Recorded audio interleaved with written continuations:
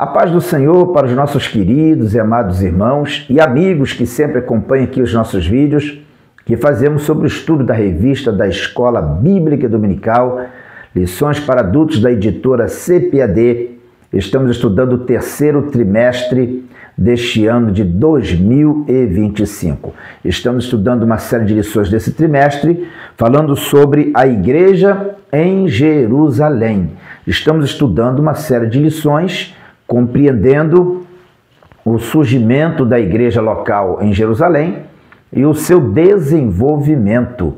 A lição de hoje, a lição de número 11, é uma lição onde nós vamos aprender um pouquinho mais sobre o avanço da igreja em Jerusalém. Mas antes disso, eu quero deixar aqui para vocês o meu abraço aos nossos irmãos que na última lição, no último vídeo que nós postamos aqui, fizeram comentários. Graças a Deus nós temos aí um grande número de pessoas que acompanham os nossos vídeos e temos aqui a lista de alguns irmãos que fizeram comentários, fortalecendo aqui o nosso trabalho, o nosso canal. Minha gratidão a todos vocês. E eu quero deixar aqui com muito prazer de público a minha gratidão aqui ao nosso irmão Natalino, a irmã Josélia Valadão, a irmã Michele Sabino, o irmão Cláudio Machado, a irmã Miriam Antunes, a irmã Ivone Braga, também o irmão Laércio Cícero, a irmã Mariana Leite, a irmã Márcia Souza e a irmã Ana Paula Silva. Esses irmãos, no estudo passado, no vídeo passado, além de assistir o vídeo, também fizeram o seu comentário. E eu quero agradecer muito a cada um de vocês que tem interagido conosco, que às vezes coloca ali os seus posicionamentos. A irmã Mariana Leite, então, fez extensivos comentários, muito bom. Minha gratidão a todos vocês por estarem participando, interagindo conosco. Isso é muito bom, é muito produtivo e isso só nos motiva a fazer o trabalho cada vez melhor para a glória do nome do Senhor.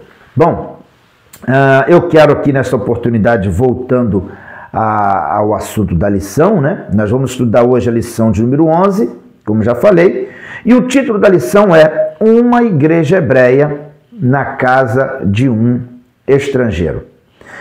Esse é o título da lição, Uma Igreja Hebreia na Casa de um Estrangeiro.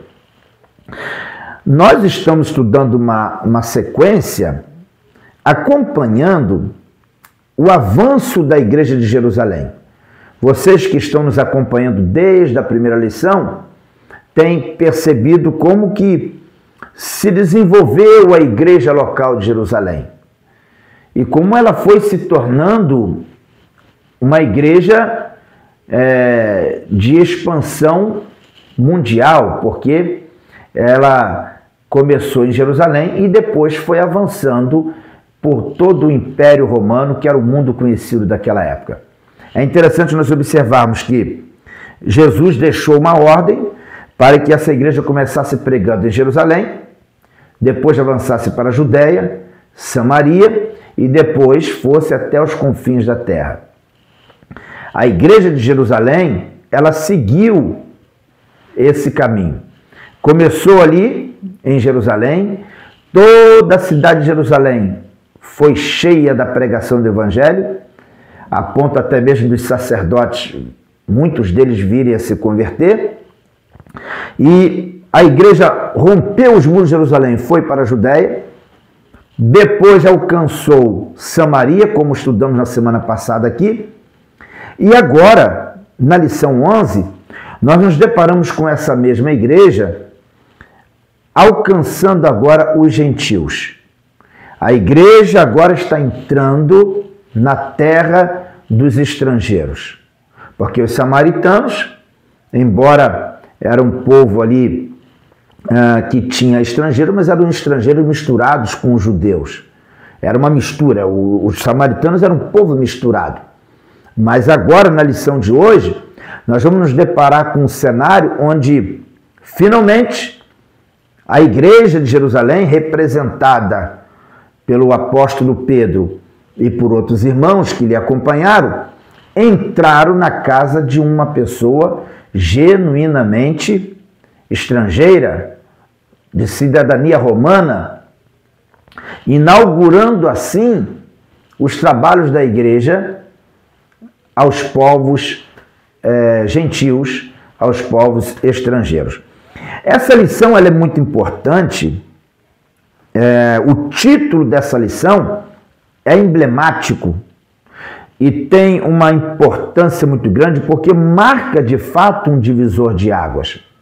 Porque até então a igreja de Jerusalém ela tinha o seu trabalho de evangelismo voltado para os judeus, os prosélitos do judaísmo, que se convertiam. Mas agora, nesta lição 11, nós vamos encontrar agora o evangelho chegando a povos, nesse caso aqui chegando a estrangeiros, que não estão vinculados à religião judaica. Pessoas que não estão vinculadas à prática do judaísmo. E foram alcançados pela pregação do Evangelho. Por que essa lição é tão importante? Porque essa lição nos ajuda a compreender as dificuldades que a igreja tinha de enxergar a visão missionária como sendo algo que tinha que ser feito não só para os judeus, mas um trabalho que tinha que ser feito com o objetivo de alcançar toda a criatura. Embora nós encontramos isso de alguma forma registrado, o próprio apóstolo Pedro fala sobre isso naquela primeira mensagem que ele prega ali no dia de Pentecostes. Ele fala que tudo aquilo que estava acontecendo, todo aquele mover espiritual, não era só para eles, mas era para todos, sem distinção, que viesse crer. Mas, na verdade, a igreja de Jerusalém, sendo uma igreja composta de pessoas que vieram do judaísmo, pessoas de raízes judaicas, essa igreja de Jerusalém, ela tinha muita dificuldade de quebrar esses tabus e ir em busca das almas dos gentios. Havia uma dificuldade. Havia uma dificuldade por questões religiosas do judaísmo e havia também questões culturais, questões de tradição. Era muito difícil para um judeu se ver ao lado de um gentio cultuando a Deus. Isso não foi fácil. A gente, quando estuda aqui essa lição, parece, porque a gente não viveu isso, então parece tão simples o fato de Pedro ter saído de Jope e ido até a Cesareia para pregar a Cornélio, mas na verdade, quando a gente estuda de uma forma mais cuidadosa o contexto dessa situação, desse texto bíblico, quando a gente procura compreender o cenário, quando a gente vai buscar entender a questão cultural, chegamos à conclusão que realmente foi um grande desafio para Pedro ir com mais alguns irmãos até a casa de um estrangeiro chamado Cornélio para pregar o evangelho por uma questão muito clara. Os judeus, eles tradicionalmente não se misturavam com gentios, eles não tinham muitos contatos com gentios, principalmente aqueles que vieram das práticas do judaísmo e eram mais conservadores. Era mais difícil para eles ainda aceitar a ideia de que fazer parte da igreja significava se assentar ao lado de um gentio para servir a Deus. Isso foi um processo que a igreja teve que romper, que a igreja teve que quebrar. A igreja de Jerusalém. Mas teve que quebrar isso. E a prova de que isso não foi fácil de ser quebrado, a prova de que esses muros não foram fáceis de ser demolidos, está no fato de que Deus teve que enviar anjo para intervir nessa questão. Deus teve que falar, o próprio Senhor Jesus falou pessoalmente a Pedro, para que Pedro se convencesse de fato de que ele precisava pregar aos gentios também. Então, é uma lição muito importante para nós compreendermos, para nós entendermos como que a igreja de Jerusalém rompeu com a tradição, rompeu os tabus em busca das almas. Eu já comentei isso aqui em outros momentos. Nós não podemos se esquecer que quando a igreja surgiu, no dia de Pentecostes, houve aquele mover, quase 3.000 almas se converteram. Mas a Bíblia diz no capítulo 4 do livro de Atos, que Pedro e João foram ao templo para orar. Isso nos faz compreender que, de fato, os cristãos, no início da sua caminhada, eles ainda eram confundidos, eram considerados um grupo dissidente do judaísmo. No início de tudo, o povo judeu acreditava que o cristianismo que estava nascendo ali, que surgiu a partir do dia de Pentecostes oficialmente, na verdade era mais uma ramificação do judaísmo. E era por isso que os apóstolos tinham ainda espaço e liberdade para ir ao templo, certamente. Porque ainda havia uma ideia de que o cristianismo era como os fariseus, saduceus, essênios, era mais um grupo que divergia dos outros. Então, estavam ali buscando o seu espaço. Com o passar do tempo, começou a ficar muito claro para os judeus que o cristianismo não era uma continuidade do judaísmo. O cristianismo não era uma sequência do judaísmo. Não. O cristianismo era outra coisa. Começou a ficar claro que o que os apóstolos estavam pregando não era um desdobramento do judaísmo. Na verdade, representava uma ruptura com a tradição, com os costumes judaicos, representava uma ruptura com a crença nas tradições que foram impostas ao povo judeu, as interpretações que eram feitas da lei, que levaram ao surgimento de costumes, de hábitos alimentares, de comportamentos. O Evangelho rompeu com tudo isso. Por isso que é Evangelho, boas novas. O Evangelho rompeu com toda a tradição do judaísmo, rompeu com todos os costumes do judaísmo. Porque o Evangelho, o cristianismo, não é um desdobramento do judaísmo. Na verdade, não se combina o judaísmo com o cristianismo. Levou um tempo para que a população entendesse isso. Mas eu diria para os irmãos que entre os crentes de Jerusalém também houve muita dificuldade de entender essa diferença. As pessoas, os judeus se convertiam ao cristianismo, mas eles queriam impor aos crentes as regras do judaísmo. Eles queriam impor aos crentes as mesmas normas. Tanto é verdade que quando um gentio se convertia, eles queriam impor a esse gentio as mesmas regras que eram impostas às pessoas que desejavam se tornar judeus praticantes. Então, tinha que ser circuncidado, tinha que passar a realizar todos os processos ritualistas de purificação, tinha que mudar a sua dieta alimentar, porque para ser judeu você tinha que cumprir todos esses procedimentos.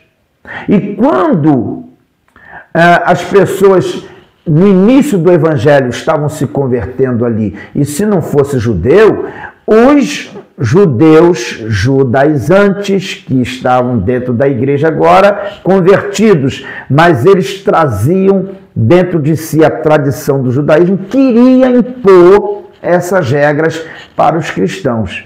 Essa foi a razão daquele concílio, né, daquela discussão, daquela convenção, daquele debate que aconteceu em Atos capítulo 15, foi a origem daquele debate ali, que envolveu Paulo, Barnabé, Pedro também entrou, toda a discussão que houve ali foi exatamente sobre isso, o que fazer com gentios que estavam se convertendo ao evangelho, porque grande parte daqueles que estavam na igreja de Jerusalém queriam que as pessoas fossem circuncidadas, que observassem os rituais da lei de purificação, de alimentação, de vestimentas.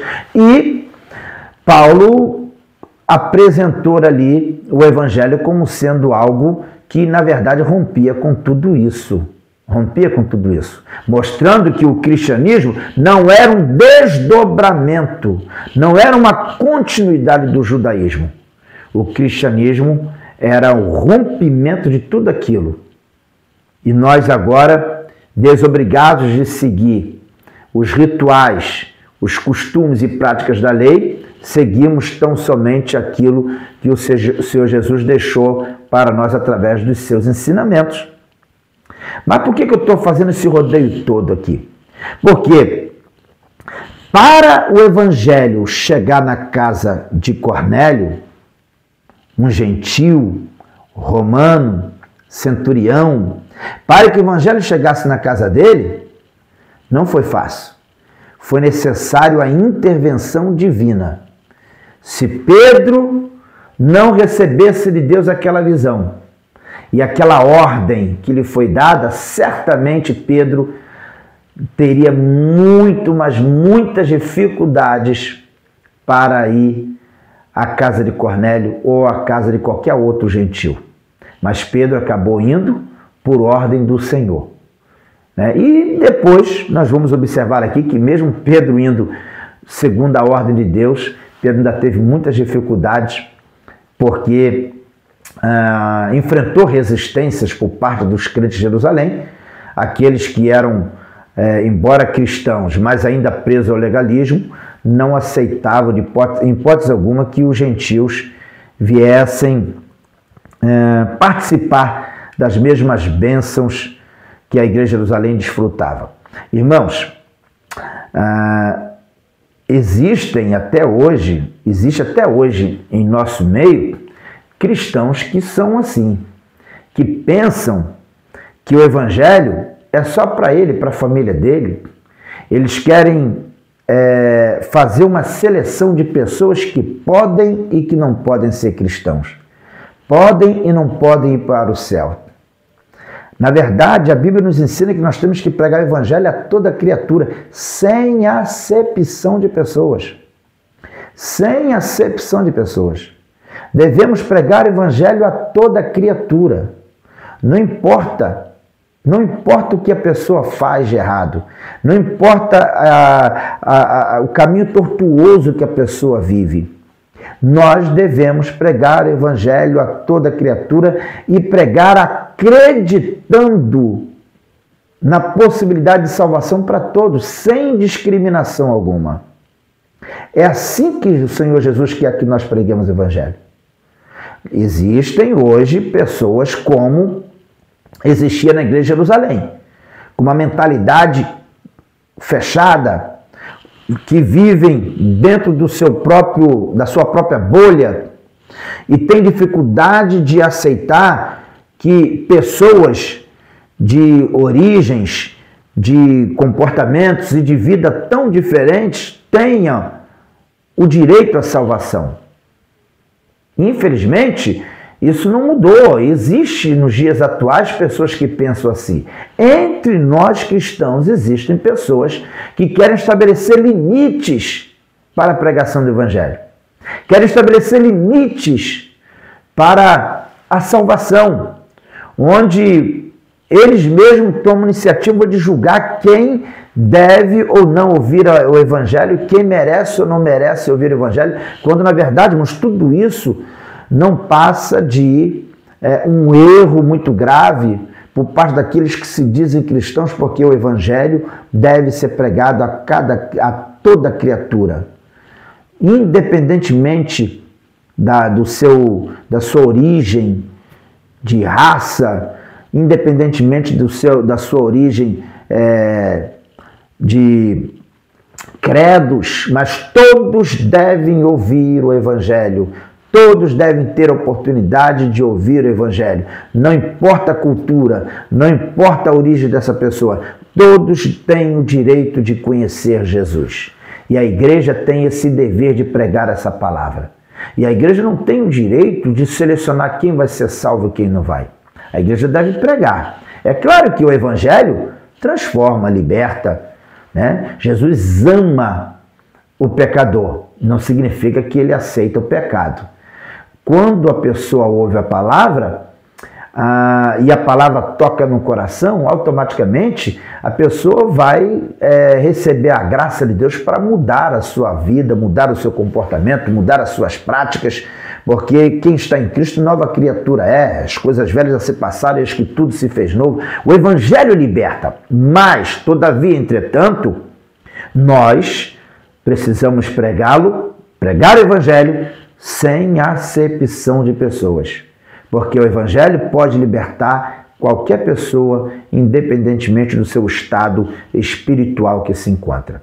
Deu para compreender? Mas o grande problema de Jerusalém, a igreja de Jerusalém, ela tinha dentro dela muitas pessoas que vieram do judaísmo e que achava difícil, achava complicado, achava que o Evangelho não deveria ser pregado aos gentios, porque muitos gentios não mereciam a salvação. Essa é a verdade. O judaísmo daquele tempo, as práticas daquela época, levavam o povo a ser sectarista, né? De alguma forma segregar. A prática naquela época acabava levando o povo cristão de Jerusalém a de alguma forma se separar e evitar de levar o Evangelho a toda criatura. No entanto, Deus interviu na questão e o que nós encontramos na lição de hoje aqui depois de uma intervenção divina, Pedro, o apóstolo Pedro, juntamente com alguns irmãos, entrando na casa de Cornélio, levando ali o Evangelho, e o próprio Deus confirmando a obra na vida daquelas pessoas, acabou deixando bem claro a intenção do Senhor de alcançar todos os povos, todas as línguas, todas as nações, com a pregação do Evangelho transformador e libertador. Bom, nós temos aqui o nosso textuário que diz o seguinte: respondendo então Pedro, pode alguém porventura recusar a água para que não sejam batizados estes que também receberam como nós o Espírito Santo? Atos capítulo 10, versículo 47. Nós temos aqui o apóstolo Pedro fazendo um questionamento depois do agir de Deus na vida dos gentios, né, na vida da família de Cornélio. Nós vamos voltar a esse texto aqui mais à frente, porque esse texto está dentro da leitura bíblica em classe. A verdade prática diz o seguinte: o episódio da igreja hebreia na casa do gentio Cornélio demonstra que Deus não faz acepção de pessoas. Já falamos sobre isso. E a verdade prática, ela nos traz essa afirmação: Deus não faz acepção de pessoas. Deus não seleciona pessoas para a salvação. A Bíblia nos diz que a vontade do Senhor é que todos sejam salvos. Está escrito lá na carta de Timóteo. A Bíblia diz lá na carta de Tito, capítulo 2, versículo 11, que a graça se manifestou salvadora a todos os homens, sem acepção. A Bíblia também diz de uma forma muito clara, o texto áureo da Bíblia, João 3,16, Deus amou o mundo de tal maneira para que todo aquele que nele crê. Então, veja bem, Deus amou o mundo e enviou o seu Filho para que todo aquele que nele crê. Então, a salvação está disponível a todas as pessoas, no entanto, condicionada ao ato de crer. Todo aquele que nele crê não pereça, mas tenha vida eterna. Então, nós encontramos aqui referências bíblicas que nos deixam bem claro que a salvação é universal, que a salvação não está restrita ao povo judeu. A salvação é para todos que creem, para todos que acreditam. E nesse caso está condicionada a crer. Mas a salvação, ela está acessível a todos, porque Deus não faz acepção de pessoas. A vontade de Deus é que todos sejam realmente salvos. Bom, a nossa leitura bíblica em classe se encontra em Atos capítulo 10, versículo 1 até o versículo 8, versículos 21 até o versículo 23 e versículo 44 até o versículo 48.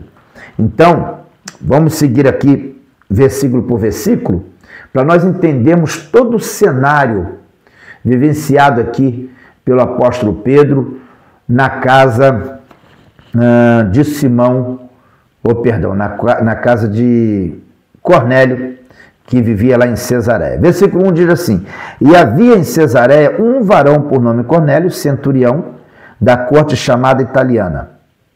Versículo 2: Piedoso e temente a Deus, com toda a sua casa, o qual fazia muitas esmolas ao povo, e de contínuo orava a Deus. Veja bem, a Bíblia não diz que Cornélio era praticante do judaísmo. Não.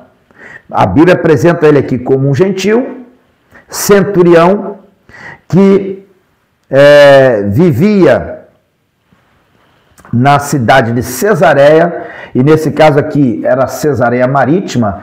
Nós temos na Bíblia registro de duas Cesareias, a Cesareia de Filipe e tinha a Cesareia Marítima, que ficava na Judéia. É bem mais provável que a Cesareia da qual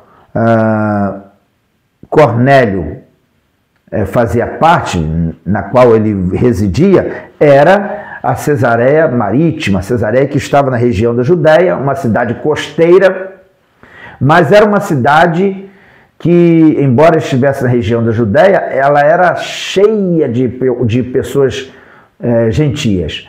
Era uma cidade onde existiam muitos romanos, muitos estrangeiros, e dentre esses estrangeiros estava Cornélio, um gentil que fazia parte da corte italiana, do Império Romano, e era um homem, apesar de ser romano, apesar de ser um homem gentil, ele era temente a Deus. Ele não era judeu, mas ele era um homem temente a Deus. Ele dava esmolas, ou seja, fazia caridade, e era um homem que vivia em constante oração. Só que ele fazia isso sem conhecer. Ele fazia isso sem muito conhecimento. Ele deve ter ouvido alguma coisa relacionada a Deus, ao Senhor, mas ele não tinha um conhecimento claro sobre essa questão, sobre esse assunto, sobre o plano da salvação. E aí, como que se resolve esse problema? A igreja estava lá em Jerusalém, mas a igreja priorizava pregar para os prosélitos do judaísmo. E agora, como resolver a questão? Então a Bíblia diz aqui no versículo 3, este, quase a hora nona do dia, viu claramente numa visão um anjo de Deus que se dirigiu para ele e dizia: Cornélio. Versículo 4, este, fixando os olhos nele e muito atemorizado, disse: que é, Senhor? E o anjo lhe disse: as tuas orações e as tuas esmolas têm subido para a memória diante de Deus. Agora, pois, envia homens a Jope e manda chamar a Simão, que tem por sobrenome Pedro. Este está com um certo Simão, curtidor, que tem a sua casa junto do mar, ele te dirá o que deves fazer. Irmãos, até o versículo 6 aqui, olha que coisa linda. No versículo 1 nós temos o surgimento de um personagem, Cornélio, gentil, morava em Cesareia, temente a Deus, dava esmolas, orava a Deus, mas ele não tinha conhecimento ainda sobre o plano da salvação. E aí o que Deus faz? O Senhor envia um anjo para Cornélio. Cornélio se depara com uma visão. E nessa visão o anjo dizia para ele, para que ele enviasse homens até Jope e procurasse na casa de um homem chamado Simão, o curtidor, procurasse um outro Simão, Simão Pedro. Porque este Simão Pedro deveria pregar, anunciar, ensinar a respeito da salvação. Mas por que o anjo não fez isso? Por que Deus não mandou o anjo fazer isso? Pois é, não era trabalho dos anjos.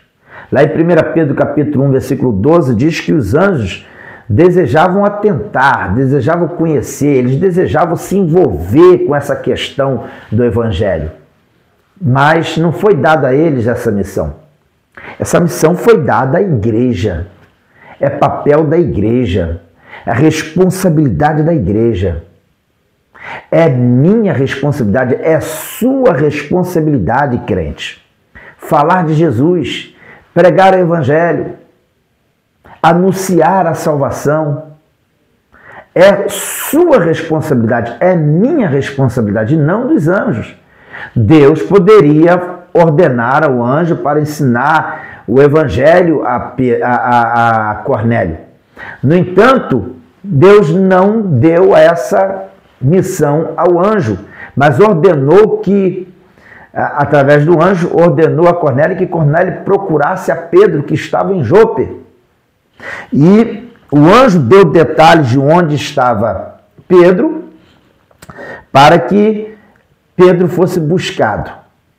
E assim iria transmitir a verdade do Evangelho para Cornélio. Essa passagem aqui, esses versículos mostram o quanto é importante para a igreja a pregação do Evangelho. Que pena que tantos crentes não valorizam. Que pena que tantos crentes não dão importância à pregação do Evangelho.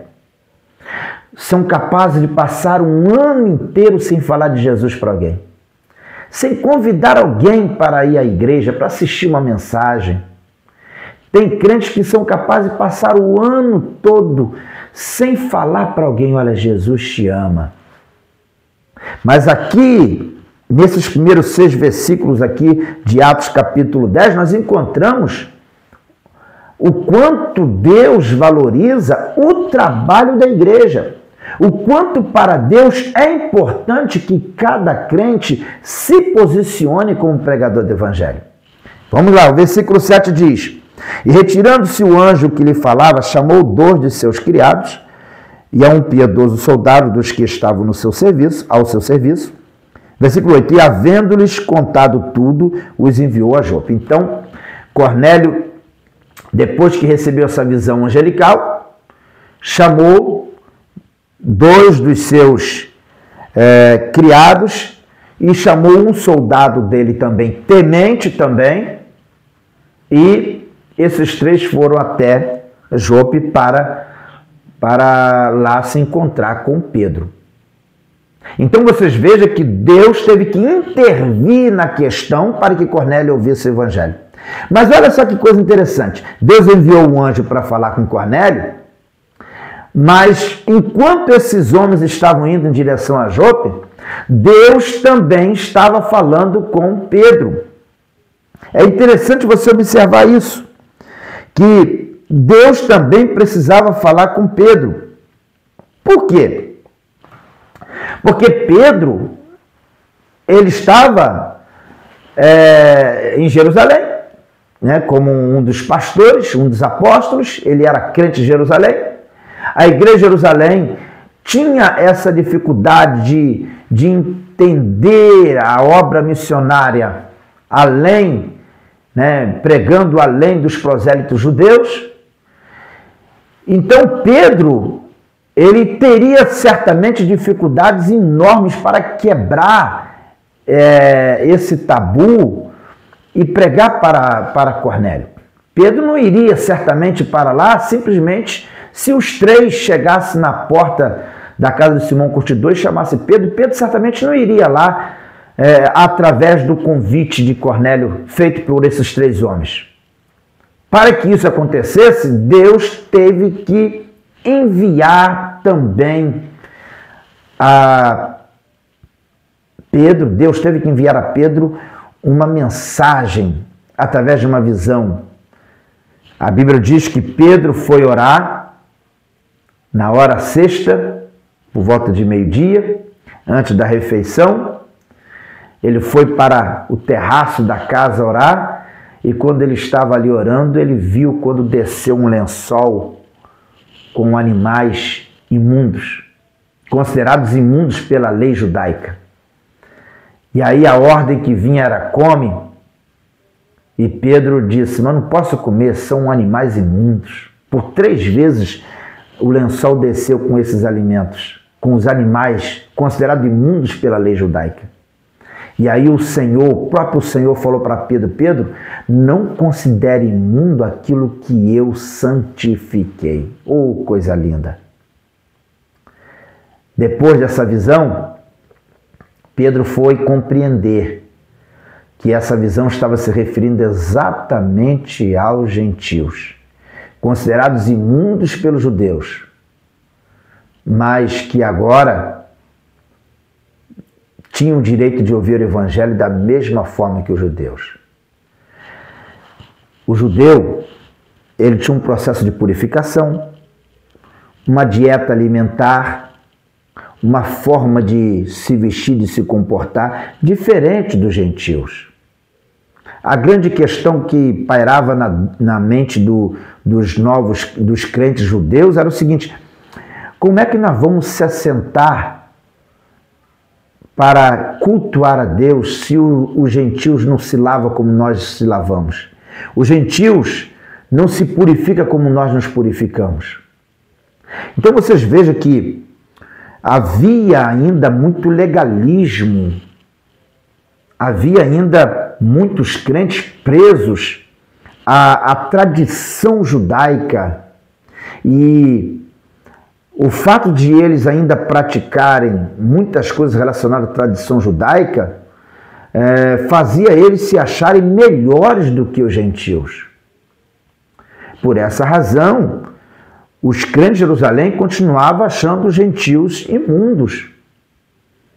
E eles tinham dificuldade de se reunir no mesmo espaço para cultuar a Deus com eles. Mas aqui o Senhor, numa visão, revela a Pedro que eles não deveriam viver essa separação, porque a igreja ela é a união de gentios e judeus. Somos todos um só corpo em Cristo Jesus. Cristo é o cabeça da igreja e nós somos um corpo em Cristo Jesus. Isso nós encontramos, esse ensinamento nós encontramos com muita clareza na carta aos Romanos, encontramos principalmente na carta do apóstolo Paulo aos Gálatas. E Deus estava mostrando, o Senhor Jesus estava mostrando isso com clareza para Pedro também agora aqui, que teria que ir até a casa de Cornélio para pregar a família de Cornélio.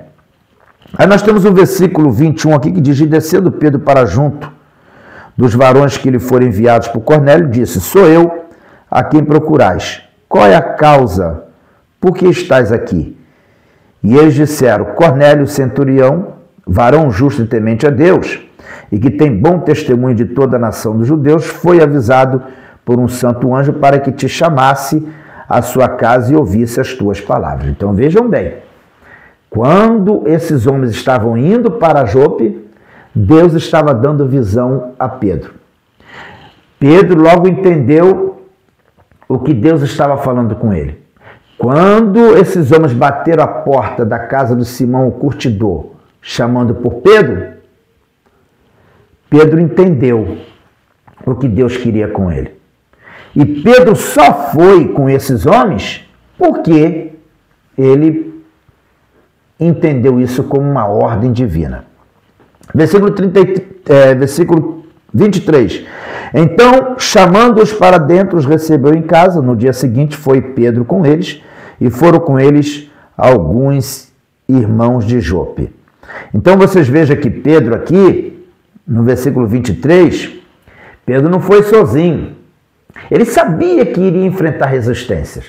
Ele sabia que iria enfrentar a incompreensão daqueles que estavam na igreja, mas que ainda estavam presos às leis judaicas. Então, o que Pedro fez? Chamou um grupo para ir com ele. Pedro foi prudente. Chamou um grupo para ser testemunhas com ele do que iria acontecer na casa de Cornélio.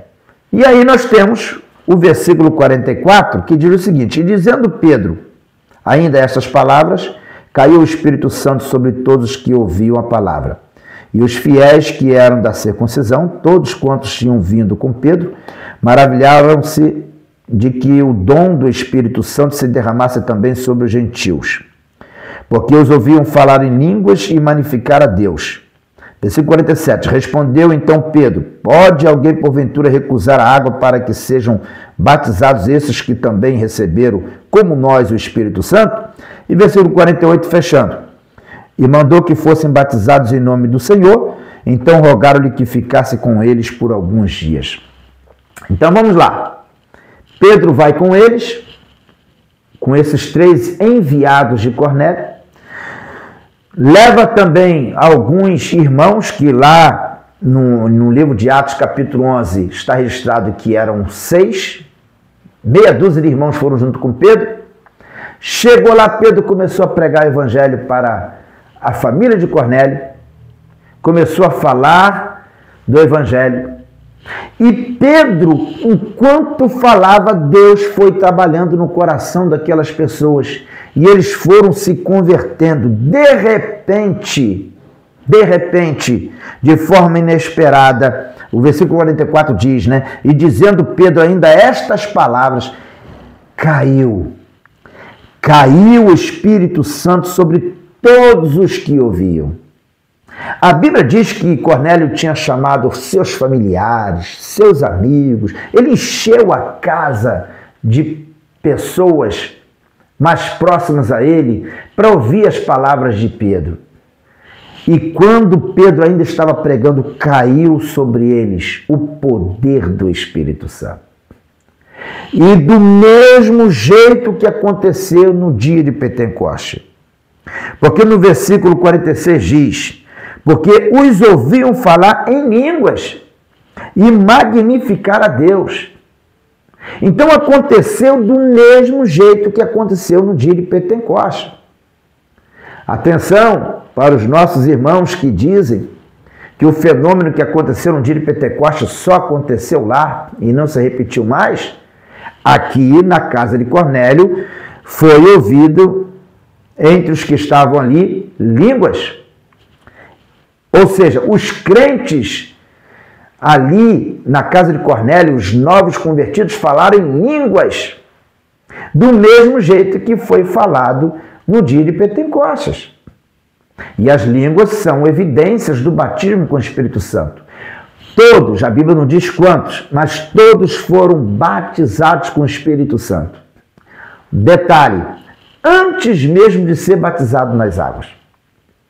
Porque a proposta de batizar esses irmãos nas águas foi feita por Pedro no versículo 47. Quando Pedro fala, pode alguém porventura recusar a água para que não sejam batizados esses que também receberam como nós o Espírito Santo? Então veja bem, olha que riqueza de conhecimentos nós temos aqui nesses versículos. Esses crentes receberam o batismo com o Espírito Santo e de fato foi exatamente como aconteceu no dia de Pentecostes, porque a Bíblia diz que eles falaram em línguas e magnificavam a Deus em línguas. E o texto diz aqui que eles receberam o batismo antes de serem batizados nas águas. E por que foi necessário que eles fossem batizados com o Espírito Santo antes mesmo de ser batizados nas águas? Ora, na verdade, o que facilitou para que eles fossem batizados nas águas foi exatamente o fato de eles receberem o batismo com o Espírito Santo. Porque isso deixou claro para Pedro que eles eram dignos, que eles de fato faziam parte da igreja, que eles faziam parte do corpo de Cristo. O batismo com o Espírito Santo foi uma confirmação diante de Pedro e dos irmãos de Jope, né? Os irmãos que estavam com ele, né? Então foi uma confirmação para Pedro e os irmãos que estavam com ele que, de fato, aqueles crentes gentios, eles estavam recebendo a salvação. E a prova disso é que eles foram batizados com o Espírito Santo. Portanto, não havia por que recusar batizá-los também nas águas, para que eles oficialmente fossem recebidos como membros da igreja. É interessante observar que Pedro se preocupou em cumprir a ordem de Jesus, que quem crê e for batizado será salvo. Pedro cumpriu a ordem de batizá-los nas águas. Pedro cumpriu essa ordem, valorizando o batismo nas águas como uma ordenança divina que não pode deixar de ser feita, exercida, executada na vida de quem crê. Mas o detalhe interessante é que Pedro batizou nas águas aqueles que já haviam sido batizados de antemão com o Espírito Santo, que serviu como confirmação de que o Senhor Jesus queria a salvação de todos os gentios, porque ali estava uma família de pessoas que não eram judeus, eram gentios. Deu para compreender? Bom, irmãos, a nossa lição ela está dividida em 3 partes, né? O primeiro tópico fala sobre a revelação de Deus aos gentios. Primeiro subtópico, a visão de Cornélio. Segundo subtópico, a experiência espiritual de Pedro. Terceiro subtópico, a urgência da pregação do Evangelho. No segundo tópico da nossa lição, nós temos a salvação dos gentios. Aí temos o primeiro subtópico, pregação aos gentios. E essa pregação foi feita primeiramente por Pedro. Pedro foi o primeiro pregador aos gentios. Paulo foi o grande pregador aos gentios. Paulo foi o grande apóstolo dos gentios. Mas quem primeiro pregou aos gentios foi Pedro, por ocasião aqui da casa de Cornélio, na casa de Cornélio. E aqui o primeiro subtópico diz o seguinte, pregação aos gentios. Pedro recebeu a missão de pregar para Cornélio e sua casa. Sua pregação é totalmente cristocêntrica, sempre apontando para a cruz de Cristo. Assim, podemos perceber alguns eixos principais que sua mensagem percorria. Primeiramente, Deus ama a todos. Pedro fala sobre isso em Atos capítulo 10, versículo 34. Ele mostra ali que ele entendeu que de fato o Senhor, ele ama a todos, portanto aquela família também era amada do Senhor. Todas as pessoas que, quer judeus, quer gentios, são objetos do amor de Deus. Aí em segundo lugar, Deus quer salvar a todos. Agora Pedro no capítulo 10, versículo 35 de Atos, ele deixa bem claro ali, no início das suas palavras à família de Cornélio, ele deixa bem claro ali que Deus quer salvar a todos, tanto os judeus quanto os gentios. Mais à frente, Deus não somente ama a todos, mas quer salvar a todos. Pedro agora reconhece que a salvação não é apenas para os judeus, que guardam a lei, mas também para todo aquele que em qualquer nação teme. Em terceiro lugar, Cristo é o Senhor de todos. Cristo é o centro do Evangelho. Então, observe que a mensagem de Pedro ali para a família de Cornélio girava em torno desses conceitos, né? Deus ama a todos, Deus quer salvar a todos e Deus é Senhor sobre todos. Pedro foi trazendo aqui uma mensagem onde esses pontos foram ficando cada vez mais claros para aquelas pessoas que estavam ali ouvindo, e a palavra foi mexendo no coração de cada um deles até que a conversão brotou na vida de cada um. Segundo subtópico, a conversão dos gentios, nós temos aqui a exposição da conversão daquela família. E no terceiro tópico, nós temos aqui o Espírito derramado sobre os gentios. Primeiro subtópico, o Espírito prometido. A promessa que Pedro havia citado lá no dia de Pentecostes. Pedro mesmo disse que não era só para aqueles que estavam ali, mas para todos os que creem, os filhos e todas as gerações. Pedro fala isso lá na sua mensagem, porque lá no dia de Pentecostes as pessoas perguntavam, né, a Pedro o que eles deveriam fazer. E aí Pedro diz, não, crê no Senhor, porque essa promessa diz respeito não só para vós, mas para todos que creem, de todos os lugares do mundo e de todas as épocas. Então, isso vai deixando cada vez mais claro a ideia, o conceito de que a pregação do Evangelho é para todos os povos, para todas as pessoas, para toda a carne, sem acepção. No segundo subtópico, nós temos o Espírito recebido, e no terceiro subtópico, nós temos um Pentecoste visto e ouvido. Repetiu-se na casa de Cornélio o que aconteceu lá em Jerusalém no dia de Pentecostes, mostrando que a salvação ela é dada para todos, sem acepção, e todos têm os mesmos direitos. O direito de ser salvo, de ser batizado com o Espírito Santo, de ser transformado, de receber o poder de Deus. Isso é dado para todos aqueles que creem. Por isso, nós recebemos, por isso nós cremos e temos recebido, porque essa promessa diz respeito a todos nós. A conclusão da lição fecha da seguinte forma: a graça de Deus se manifestou, trazendo salvação a todas as pessoas, Tito 2,11, né?